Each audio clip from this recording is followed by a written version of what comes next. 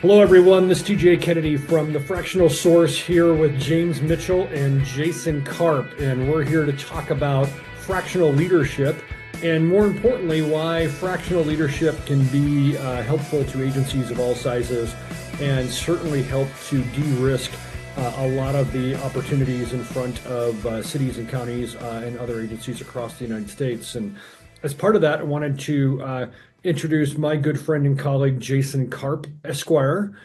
Jason has been both an attorney and a business leader for many, many years in both the private sector and the government sector and is joining us here today. Jason is also an asset that helps support Fractional Source in different endeavors.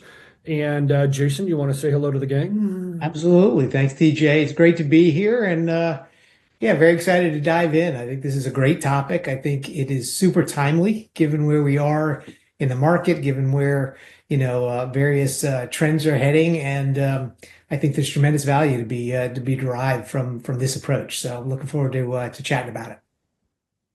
Thanks, Jason. One of the things that I was working on this week, just looking at our latest newsletter and blog, was this concept that fractional leadership can help a community de-risk technical projects. It can help them de-risk decision making and strategy. It can help them de-risk not doing something appropriate about cyber and resilience and security within a local government agency.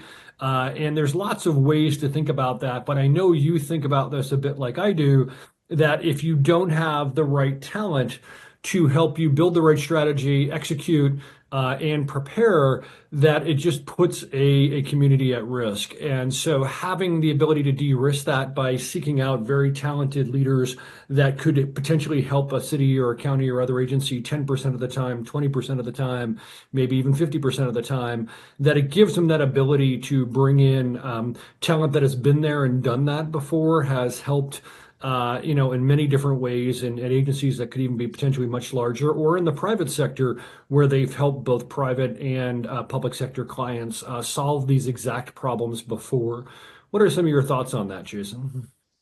Yeah, I couldn't agree more. I mean, I've always had a philosophy, in any leadership role, whether it's in a private sector or in government, that you hire the best people you can find, generally much smarter than I am. And that's how you're successful, right? Surround yourself by great, smart people, do what they say, take their feedback, and help move forward. There's just limitations in the marketplace when you're hiring full-time staff and to be able to do that, particularly with budgets, budgetary restrictions, appropriations, and, hiring process, all of that. It takes time, it takes money, and there's a limited amount of experience that you're able to draw and attract, given either what you're able to pay or, just because of the level of the position. Fractional source, fractional resources, I think personally, just solves just about every one of those issues.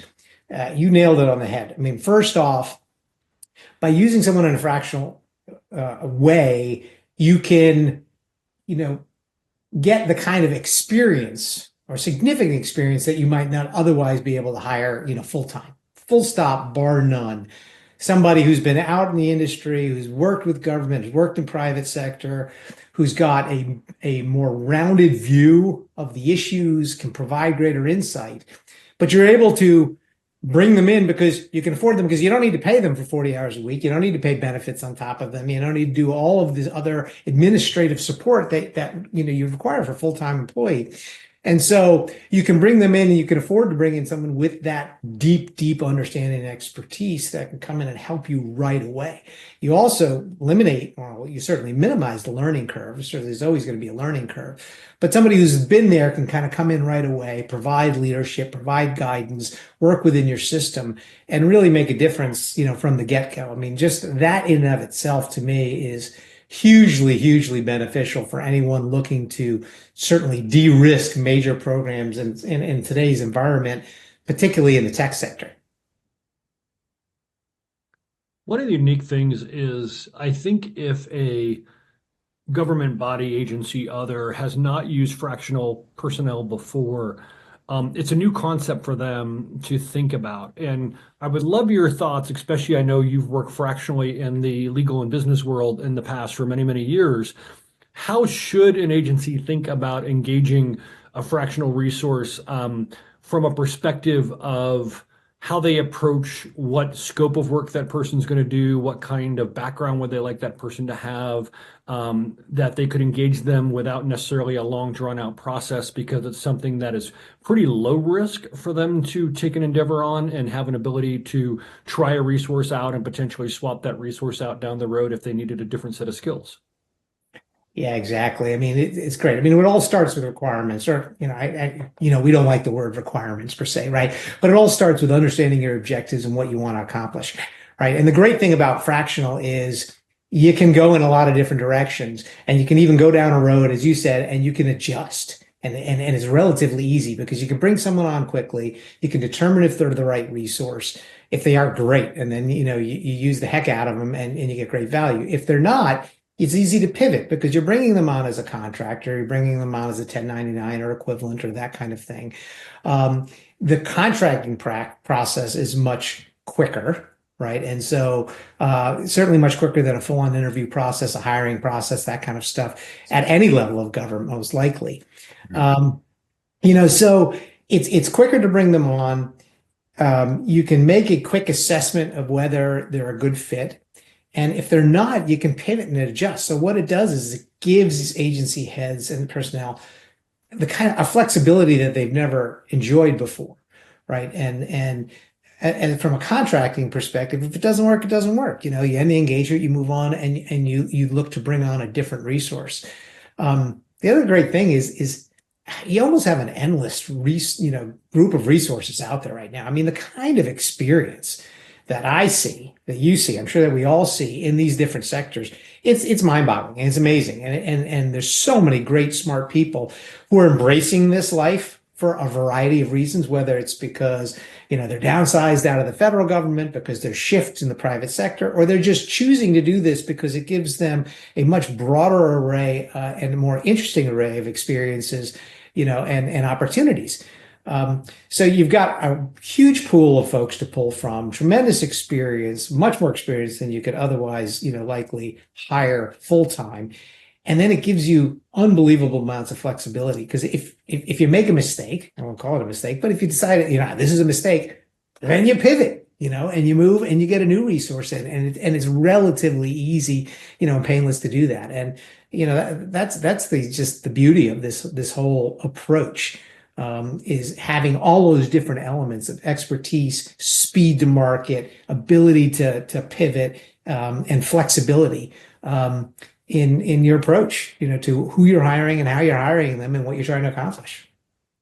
I was actually talking to someone the other day who was in the market for some support for their CTO, right? And I'd mentioned that, well, what are you specifically looking for? And they really couldn't put their thumb on it. What they were trying to say was that their actual current CTO and the organization that was inside their agency didn't have a specific skill set, that they just didn't have the time or resources to go hire against. And, I kind of framed a fractional resource as force multiplier, right? Like, why don't you go find someone who fits that profile, who may carry the title of CTO in previous lives? Who cares? Have them come in, work with that team, and level up that team to some extent. And as you're talking, Jason, I'm just thinking from the GC perspective, right? Where most agencies are going to have a center of like legal expertise. Mm-hmm. The idea of bringing someone in from the outside to help, again, be that force multiplier for a team that's probably pretty well rooted inside that agency is another way of, leveling folks up. Man, 100%. And it's interesting, right? Because also, I think folks have a preconceived notion about, who they could bring in and what types of functions. You mentioned, kind of a general counsel or even legal type function. I've been doing fractional, general counsel work now for, close to a decade. And as you know, I've worked both in the public sector and the private sector. And oftentimes, a lot of these agencies, no matter what the level, whether it's a city, a municipality, state, may have centralized legal support, right? It may be provided by the town or the city, and it may not necessarily be agency specific. But, I would challenge people is this gives you flexibility to think a little bit differently, because you don't necessarily want to have to replace a general counsel or bring on a full-time lawyer. But let's say you're invested in some type of project that your organization doesn't necessarily have the expertise or the experience to handle per se, or they haven't been down that road, right? You can bring in supplemental expertise, whether it's in law, whether it's in finance, whether it's tech, right? To work with those teams on a fractional basis, who, as you said, it's a force multiplier. It kind of brings in a unique perspective, a new perspective, and supplements and complements what they already have. So it also doesn't have to be a replacement, right? This can Right. be, I have a missed skill set, or I have a unique need for a short period of time. So let me complement what I've already got in place, and bring someone in to work with my team, because they have a unique perspective that's going to help us reach this goal quicker, faster, better, more efficiently. So 100%, I agree. One of the other areas that I think is unique is, there's a lot of crises that happen in governing, right? And day to day, it doesn't matter whether that is a director of finance gets fired and you need to have somebody come in right away and really help steer the ship on the financial side. And you don't necessarily have to hire a permanent CFO to do that, but wouldn't it be great to have that fractional CFO who could come in and steer the ship during that time of uncertainty?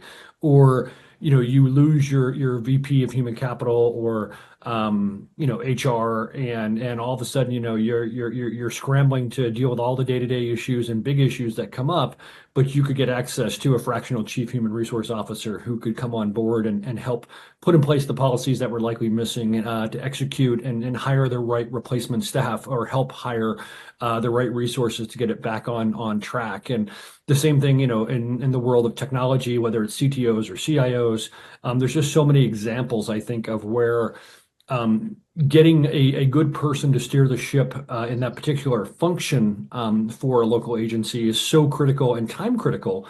I think just in the last week, I've had a chief human resource officer reach out, a chief technology officer, a chief information officer, a chief financial officer, a chief engineer.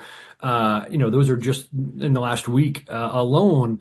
And they're hard resources to get full time in any kind of community, even if you could afford it, which most cannot full time afford somebody who's coming in with that level of skill set. So it just gives that ability, I think, to de-risk the major problems that are going on often in an agency, or that need to be cleaned up or dealt with, by getting that right resource right now. And to the point we talked about earlier, they could come in for 90 days or 6 months and work at 25 or 50% of the time, or even 75% of the time if that was needed for a shorter period of time.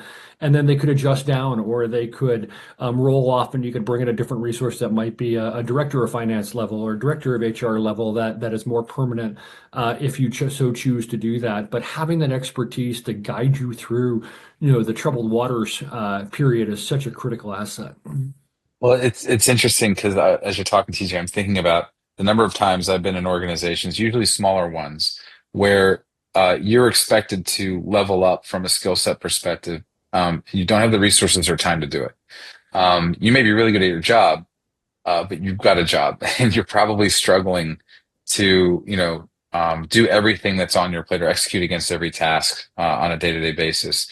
And so you're tempted to, or your leadership in some cases is tempted to provide full-time resources to help with a specific time and place problem, which in and of itself is a risk, right? Because you don't want to bring someone on for a very specific thing and then, for lack of a better term, be stuck with that resource into the next phase of whatever those projects are bringing you. We kind of talked with Jack about this last time, but to put a finer point on it, this is where fractional sources can come in and essentially take a lot of that burden and move the ball forward, right? Turn that risk into more of an opportunity set where you've actually now freed up a resource or given some latitude to a resource or a leader inside the organization to make decisions that get you to that next level without a huge amount of growth.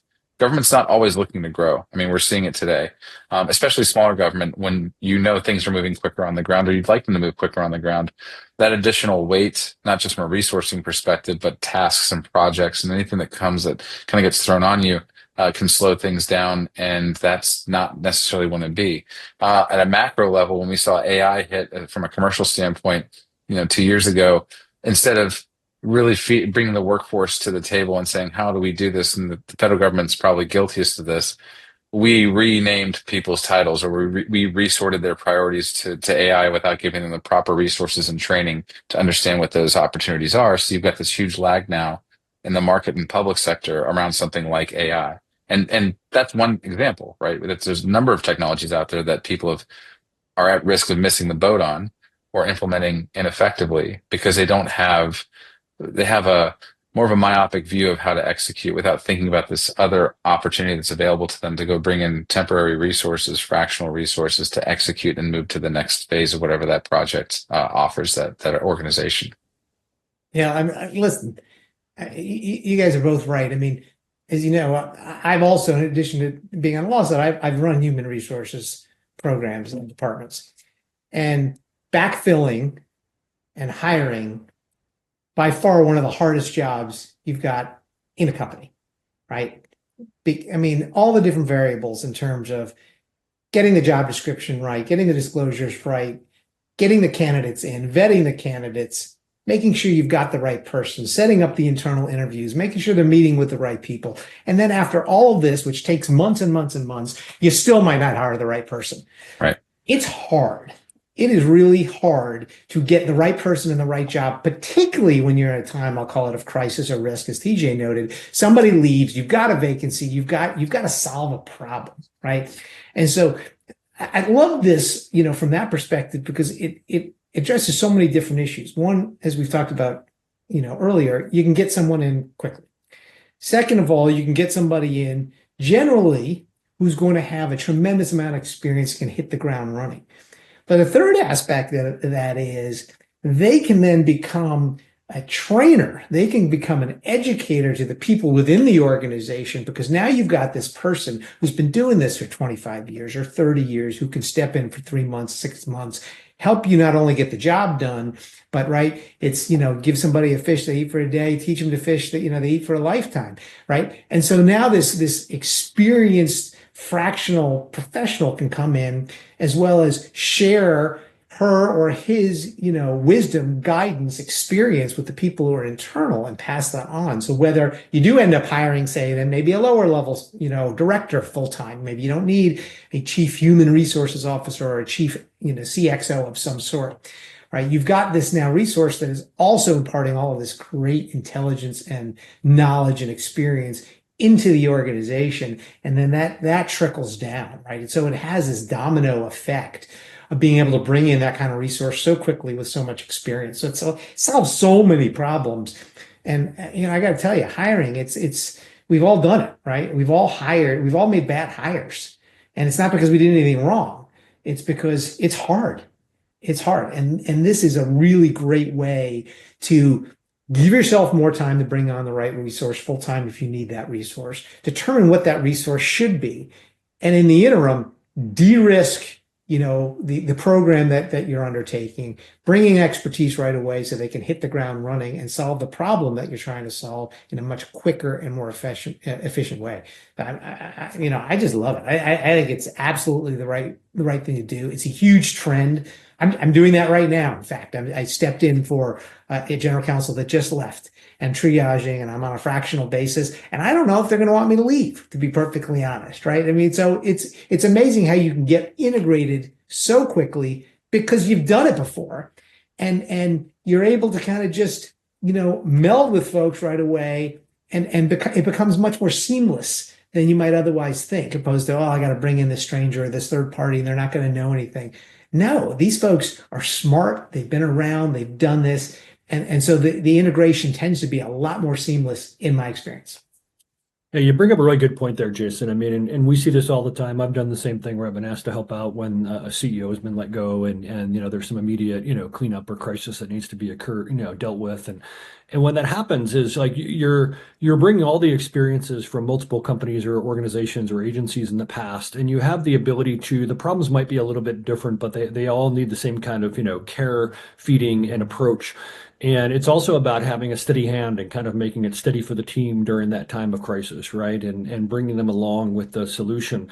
But I think it's just this core point over and over again about de-risking. And if you think about bringing in that fractional, chief human resource officer, that fractional CFO, chief financial officer, that fractional chief legal officer, that fractional chief technology officer, whether you need a full-time one or not, whether you had one or not.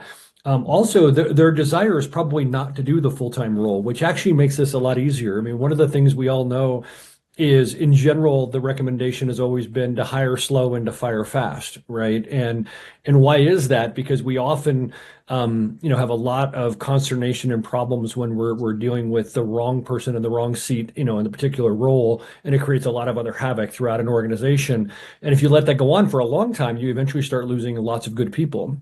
On the flip side, when you're hiring, if you're not going slow, you're going to end up getting the wrong person into that role, and that's going to cost you a lot more dearly in the long term. And so, I think one of the things with fractional leaders, coming in and filling in why that role is happening, and to James's point, not just why you're getting that new person in that role, but even maybe coaching that new person in that role for a year afterwards or something of that nature is ideal for especially these very experienced fractional leaders who might come in and do a role for 50% of the time, but drop back to 15 or 20% after the right person is brought on board.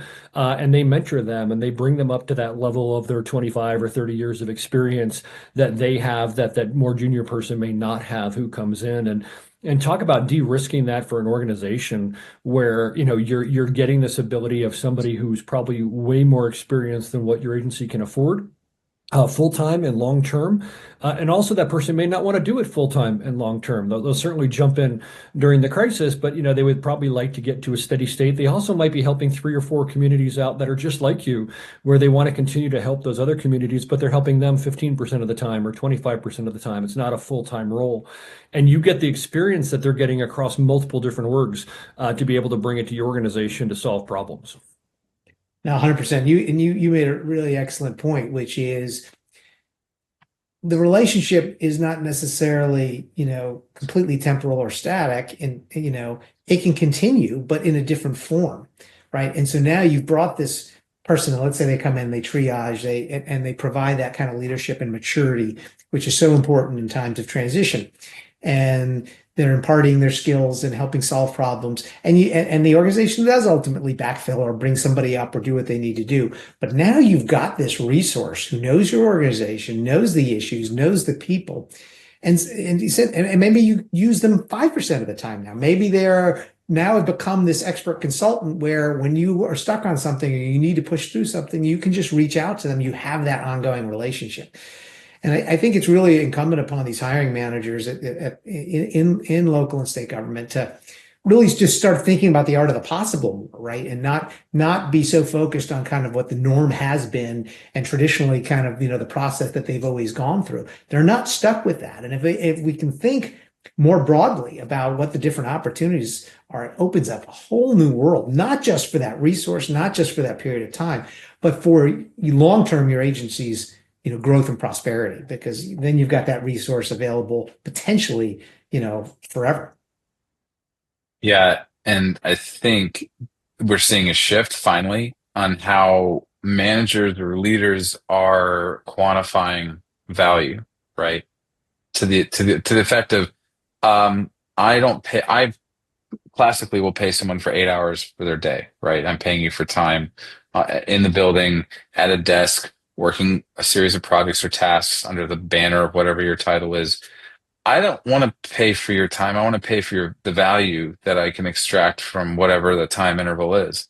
To your point, if it's a 5-minute phone call or a 2-hour meeting, I'm going to get incredible value out of that because it's a focused conversation with someone who's spent 25, 30 years in the market, defining what their value is over and over and over again, and getting to a place where they understand that, like, I can probably give you what you want in less than the hour that I would normally bill, because that's not the structure that we're setting up here, right? Like, you have access to a resource when you need it, and they're going to deliver value in whatever that window is that's available to you, because you don't have all the time in the world to sit down with, your FP&A team or whatever and go through the spreadsheet or the budget, or like, you don't want to do that. I mean, like, there are some tasks that require it, but that's, if you're at the C level, like, you get an hour, maybe, if you're lucky. 15, 20 minutes of actual extracted value out of that conversation is worth its weight in gold. And I've actually been a customer of that. I mean, I've had fractional resources where I've taken on too much and I have to go and talk to them, and I maximize that engagement, because I know what it represents in terms of me conserving my available bandwidth for my team and my organization. I get an hour, maybe 2 hours a week with an individual who's going to literally, it's going to feel like 20 hours of work done. So it's hard to explain, but I think as we start to quantify that, and as people start to experience it, one of the coolest things when we start fractional sources, I've gotten inbounds from folks who were thinking about this for a long time in their words, right? Like, I have a Facebook page, or I have a LinkedIn page that I invite people to, and we talk about this stuff. We just didn't know how to not monetize it, but actually like create a cohesive plan and go and pursue. It's like, we'll just do it because there's actually a demand out there. We've been customers of it. We know it. 100%. And what's really interesting is these folks who are out there, these fractional resources, they know their clients' pain. They know the pain because they've sat in those seats before. So I tell my clients this all the time. I'm like, when they're asking those questions about value, right? And saying, why should we do this, or what's the value proposition? I said, I've sat in your seat. I know what your concerns are. I know your budgetary concerns. I know your personnel concerns. I know your speed concerns. I've been there. So to your point, James, is so when we need to get stuff done, it's all about value. It's about understanding your perspective, what you need to get done, and then getting it done so much more efficiently than you otherwise would with either a younger or a full-time resource potentially that you're spending a lot of money on non-productive time, whether it's training, whether it's just administration, and whatever it is. But with a fractional resource, you're paying for value for somebody who understands your pain points and is going to approach them from a practical, efficient, cost-effective, way to achieve the objective, opposed to, hey, I got all day, I can just spend hours doing this, and cha-ching, cha-ching, Right. cha-ching, the bills going up. Yeah. No, because I, as the fractional resource, I also don't want to spend that time, right? I've got other clients. At TJ's point is I'm working with other folks. I have other perspectives, right? So it's the incentives are to be very, very efficient. And the only way you can do that is one, to have the experience and understand what your client needs. And that's what folks do. That's a really good, that last point. I just want to kind of pull on that real quick, Jason, because I think what people need to understand is that when you hire someone in from a fractional source perspective, they're bringing not just their previous past experiences and perspectives, they have real-time current projects that are ongoing with other clients that also offer perspectives to your work. So I've spent the last few months between a number of different clients, and they all seem to be related because I'm interested in a lot of stuff, but I gravitate towards very similar projects, challenges, and opportunities. And so it expands my perspective when I talk to one customer about one of their problems, and I relay how I solved it for another customer. And they get to see that connective tissue. And now you're talking about an exponential value, right? Because I'm not just bringing you my gray beard and scar tissue. I'm actually talking to you about something that happened 2 hours ago with a client that I was meeting with about a very similar case. And we can go into certain detail and figure that out together. But I can show them the way in a very, what for most people, it's that feels safer, right? Like, you've got a presence or an awareness about another issue somewhere else. And actually, you're not alone. Actually, in a different market, in a different company or a different agency, that same thing is happening. And as unique as it feels to you, let me help you figure this out because we figured it out 2 hours ago with this other group. Yeah, Well, TJ, I got a question. Yeah, I was going to ask you a question, TJ, if you don't mind. Go ahead. Yeah, on this point, which and we've worked together, a long time in different circumstances, but it's the concept of a small world, right? Right. And how small are these worlds to a certain degree, whether you're in tech or whether you're in public safety or whether it's water and utilities or electric. So many of the same players or overlapping players. And so from your perspective, CJ, and I know you've dealt with this, right? Is how does that kind of experience of working with the same players over and over then provide that added benefit for clients?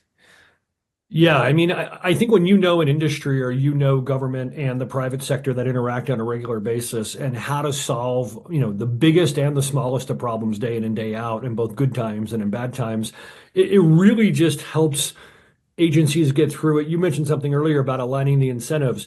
The incentives for a fractional leader are to solve the problem correctly the first time as quickly as possible. And that's really the need for any government leader, right? Solve it correctly, solve it the first time, solve it as, efficiently and effectively as possible. And I think that's a lot of what you're trying to get out of a fractional leader. I think about it like the amazingly good plumber, right? And TJ can go climb under a sink and probably fix a leaky pipe, and I've done it. It's going to be messy. It's going to take longer than it needs to. It's probably going to involve a couple of YouTube videos, and probably a few scraped knuckles. But at the end of the day, I've gotten to the point in my life where I really value that highly talented plumber who's going to come in with the truck with the right tools on the truck, the right tools in the toolkit, the knowledge of every tool on the truck and in the toolkit, and the ability to grab the right wrench and the right equipment and to go fix the problem in 10 minutes. That I'm going to pay them, valuably for fixing that problem correctly the first time, and it's not going to break again. And it's the same thing with fractional leaders, right? Where they've seen this in 9 different flavors at multiple different agencies or institutions, and now they're coming in and saying like, hey, I've seen this rodeo before, and I know how to solve this problem. And whether they're solving it themselves, they're solving it with a team, they're solving it for a newer leader, it doesn't matter. At the end of the day, is they want them to be as successful as they can and not to get the scraped knuckles from it. Yeah, 100%. You know, and I'm seeing this even today. I mean, and even the players overlap. So I mean, there's opportunities. In fact, I just had one with a client where something came up, and yeah, I literally just did this exact thing with this exact vendor less than 12 months ago, right? And it was a lift and shift. It was easy because we just did it. Right. And so I can just kind of lift and shift and say, this problem's been solved. We've solved it for you already. So you don't have to go through the machinations now. We can shortcut steps 1 through 5 and get right to 6 to 10 and get you the solution you need because we've been there. We've done it. And it may even be the same players at the table, not just the same experience, but the actual same players that you're doing business with, who are operating around this industry and operating around the government sector, on a regular basis. And we see these same folks over and over. So it's to me, that's just, it's invaluable. And you're only going to get that with people who are in this space, who are working with multiple clients, who are moving about and getting those different types of experiences, and are not just steady state in one job for the last 10 years or 20 years. Now they may have great experience and those end up maybe great fractional people. But if you have someone who's really seeing what's going on out in the industry, and to James's point, even right now might be working in different experiences, says, hey, I just did this, and this is a perfect fit for you. So, what you're looking to achieve here. Let's lift and shift this thing. Let's solve your problem in 1/10 the time than it otherwise might take. Totally agree. Yeah. So now it's. I remember all the times working in government and having a contractor for a large consulting firm dedicated to the work that I was doing, and I would ask them a difficult problem or present some sort of issue, and they'd say, let me go to my commercial team and see if we can't get some resources in here to talk through this. And they'd bring in the commercial team, and you'd spend 3 or 4 hours talking to the commercial team, and no light would be shed on the issue. But there were people in the room who felt good about talking to the commercial team. It's like, why? I didn't really get anything out of that. I asked someone who is dedicated to the work that I'm doing, has the context and wherewithal of the problem that we're trying to solve. And you've been here for 6 months, and I had to wait a week to get the commercial team in here who had no idea what my business is, who had no relevant input, right? Other than we felt good about talking to people we actually had to pay more to extract that information from. It's a very unsatisfying situation that you find yourself in. And I think this is kind of a less sophisticated version of what is a selling strategy for those firms. It's just reality for people who do have that multi-experiential, background where they've gone from project to project, challenge to challenge, and are not necessarily satisfied by the one thing, the 9 to 5. And I think we're seeing a lot more of that. I think those folks are starting to gravitate more online. They're gravitating towards each other in a way that kind of fits the where the market's going right now after COVID, after return to work became a real thing, and people who really didn't want to go back to the old ways had to figure out how to define their value in that environment. And some people have been better at it than others, but certainly you're seeing more folks pop up in these sort of fractional roles, or at least fit, like not looking for that single mold that they have to fit because there was something that bothered them about it before. Maybe it took, 2020, 21 to figure it out. Or maybe they just knew all along and they were looking for the opportunity to go do it. As someone who kind of saw the light in the last couple of years, like I get it. And once it hits you, I think the people you work with, also start to feel it too. Like, oh wow, that's actually, it's actually a pretty cool proposition. And it's not a drag on the billables. It's not a burden to the organization you're working with. And if you can, to your point, TJ, like we want to get you the answer the first time, the right time, as fast as possible.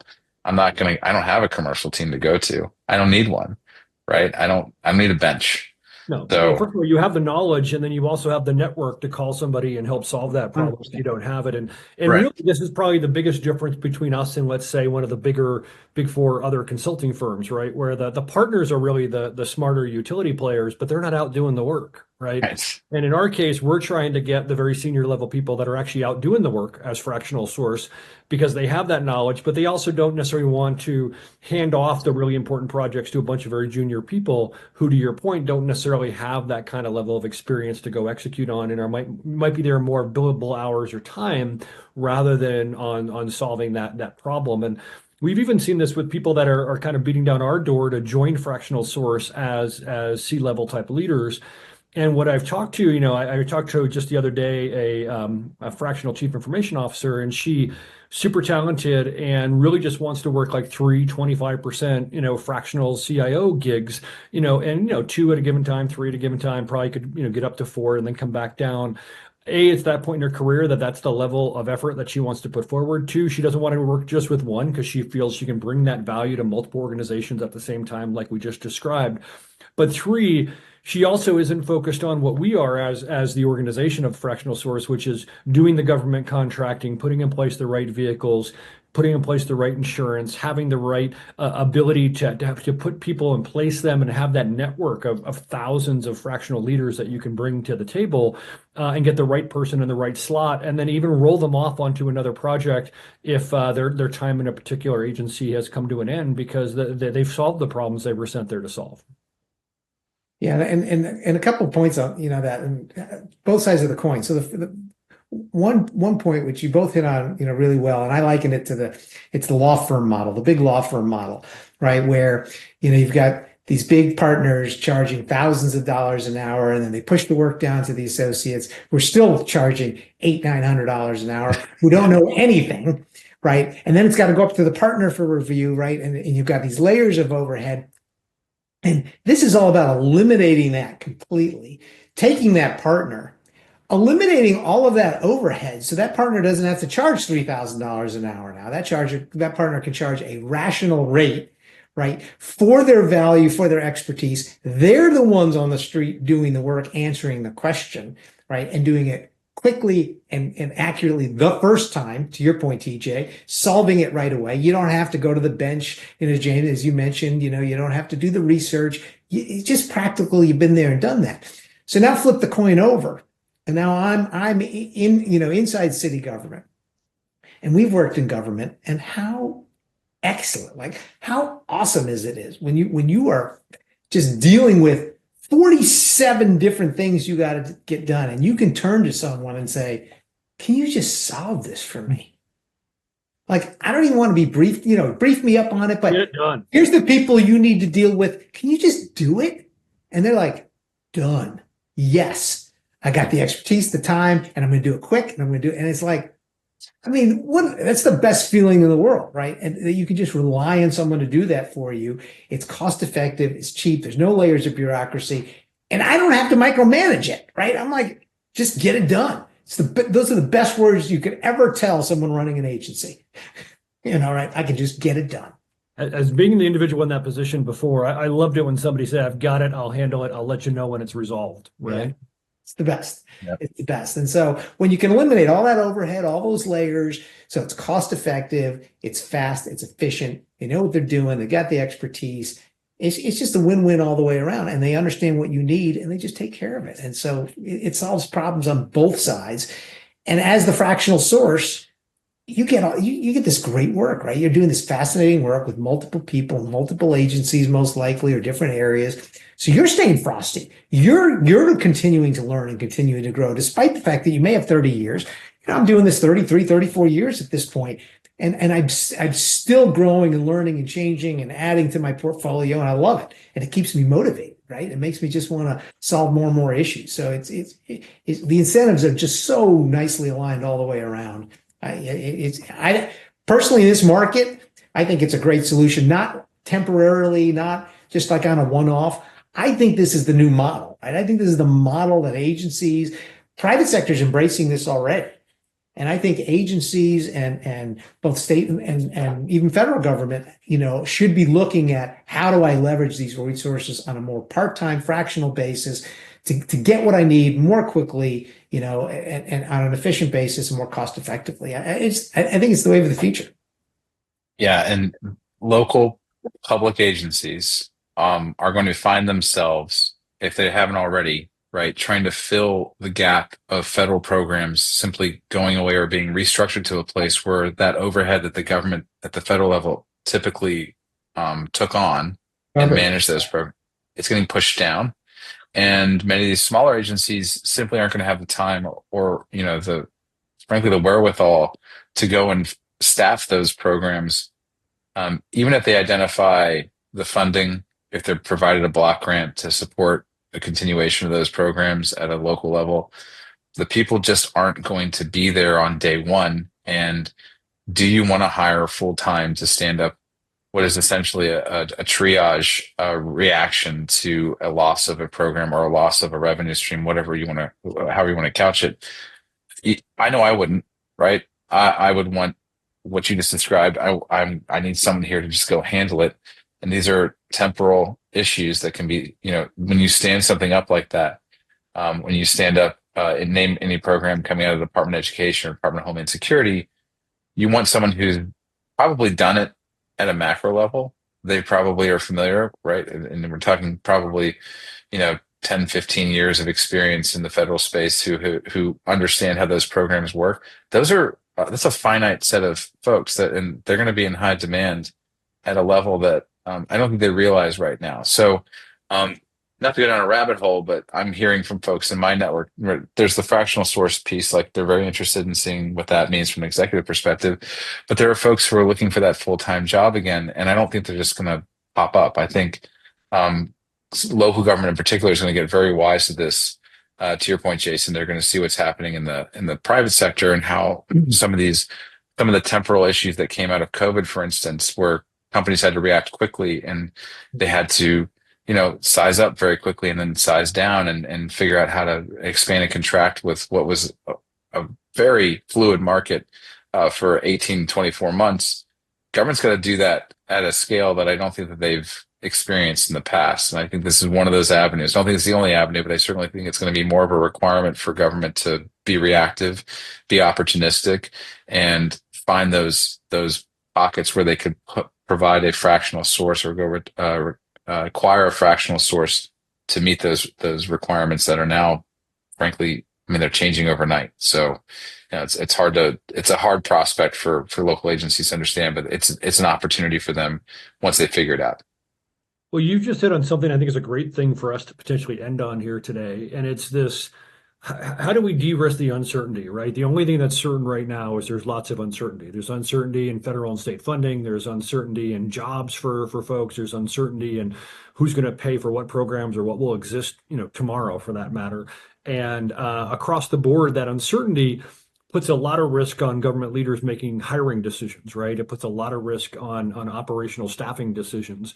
And so if you have the ability to get into a contract that is eventually cancelable, if you have an opportunity to get into a fractional leader who, is of a reasonable cost over a reasonable period of time, that gives you flexibility, that you're not locked into multiple budget years or long-term having to place this person or to lay them off if you lose, funding for something, that's a much more acceptable risk for any leader to take on board. I mean, if we look at the typical local government, budget years, July 1 to June 30th. If we look at the typical federal year, we're talking about a October 1 to September 30th. If we look at state government, it's often calendar year. It just depends, or it's even, July to June again. And so at the end of the day, though, that 12 months is almost a long-term financial planning now that is not certain. I mean, budgets could be slashed by 20 or 50%. And so what do you do, especially when it comes to programs? I mean, a couple people we placed in the last month have been put into local government in public health or mental health positions, some of them even very senior PhDs, research scientists, program leaders, et cetera, because those things need to happen, and they have to happen at the local level, regardless of where the funding is or isn't coming from. And so, those are the kinds of things that I think we're going to see a lot more of. And I think it's a lot less risky for local government to put a fractional leader in there from a perspective of how much budget are they tying up or how much time are they committed to something. Uh, We're in the greatest time of government change we've seen in decades, and some of the greatest uncertainty we've seen in decades. And the way you mitigate that risk is exactly, TJ, how you just summarized it up, right? It is preserve flexibility, right? Efficiency, expertise, cost control, and fractional resources. It addresses all of those issues. Now's the time. and I think practically, right? Not to give too much free advice here. I mean, the first thing you want to do, I was advising someone today, like write it down, all your assumptions, all the uncertainty, everything that you can sort of fit on a piece of paper. You need to create a list of those things and then start figuring out what you can solve with the people you have, and start looking at where your requirements for potential, even temporary growth or some expansion or contraction need to happen over the next 3 to 6 months, not 12 months, because we honestly, you're kidding yourself if you can think that far ahead in this environment. And part of that is, you could go set up an enterprise risk program, but why bother? Like, de-risking is a tactical avenue to you today. Go figure out how you're going to shape this for the next 3 to 6 months. And if you can, right, some of these big programs are a lot to chew on. Pilot some of this stuff. Think about how you can show or you can prove out success in a short amount of time to your stakeholders and your leadership. And that's another way fractional sources can help you, right? You build a small team inside of your organization led by a fractional resource that can take that pilot on and then scale that 3 to 6 month project into 12 to 18 months, regardless of the uncertainty that you might have feared. You wrote it down, you created a plan, and you have someone that you now trust that can go do this. And if it doesn't work out in that pilot, it was a pilot. Move on to the next thing. The government's never going to be able to fail fast. I mean, maybe like well, to be determined, but to the extent that it's not going to be like a Series A startup, right? Like, but to the behavior and the muscle memory from a fractional source perspective for people who have been in those organizations, there's a certain amount of freedom that comes with 3 to 6 months. When you're used to working with 2 to 4 weeks potentially from a planning perspective. So I think that's an avenue that's available to all these folks as they look at this, this de-risking approach. 100%.